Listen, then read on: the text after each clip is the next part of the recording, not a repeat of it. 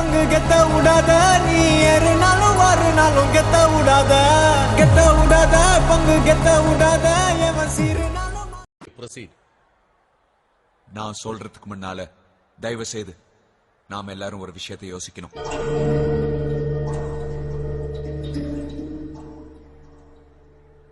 இவங்கள மாதிரி அரசு அதிகாரிகளுக்கு இவ்வளவு பணத்தாசை ஏன்?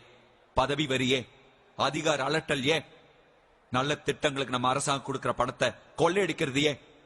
ஒத்த ஆளுக்கு அவ்வளவு காசு இல்ல, அவன் குடும்பத்துக்கு, அவன் சொந்தத்துக்கு, அவனுடைய பந்தத்துக்கு.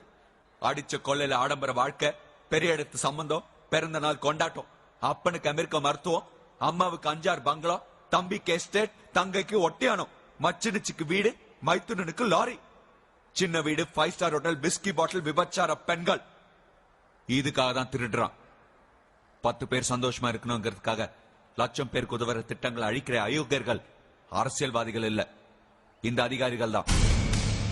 இனிமே இந்த மாதிரி கொடுமைகள் நடக்காம தடுக்கணும்னா எதிர்காலத்துல எந்த அதிகாரியும் தப்பு பண்ணணும்னு மனசால கூட நினைக்காம இருக்கணும்னா இந்த கலெக்டர், இந்த டிஜிபி, இந்த நீதிபதி, இவர்களின் பதவிகள் பறிக்கப்பட வேண்டும். பணம், பங்களா, நிலம், வாகனம்னு இவர்கள் கிட்ட இருக்கிற அத்தனை சொத்துக்களையும் பறிமுதல் செய்ய வேண்டும். இந்த நாட்டுக்குள்ளே இவர்கள் நாடு கடத்தப்பட்டு இந்தியராக வாழ அருகதையற்றவர்கள் என்று சொல்லி இவர்களின் குடியுரிமை பறிக்கப்பட வேண்டும்.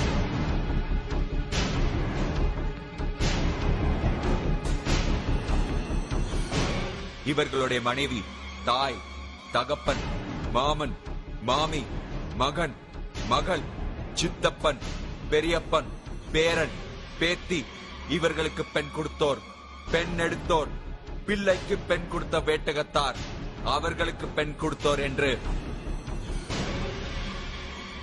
அனைவரின் குடியுரிமையும் சேர்த்து பறிக்கப்பட வேண்டும். ஊழல் பணத்தில் இவர் பிள்ளைகள் பெற்ற பட்டங்களும் பறிமுதல் செய்ய வேண்டும். இது அதிகார வர்க்கத்துக்கு ஒரு எச்சரிக்கை. இது உடனே சட்டமாக்கப்பட வேண்டும்.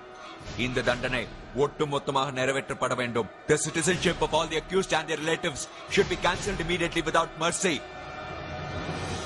Mr. Citizen, இவங்க செஞ்ச தப்புக்கு தண்டனை கொடுக்கிறது நியாயம். அவங்க குடும்பத்தாருக்கும் அதே தண்டனை கொடுக்க சொல்றீங்களே, இது எந்த விதத்துல நியாயம்? இந்த நாடு நல்லா இருக்கணுங்கிறதுக்காக அத்திப்பட்டி அழிஞ்சதா நான் நினைச்சுக்கிறேன். அதே மாதிரி இந்த நாட்டோட நல்லதுக்காக இவங்க ஏன் அதை தண்டனை நினைக்காம தியாகமா நினைக்க கூடாது?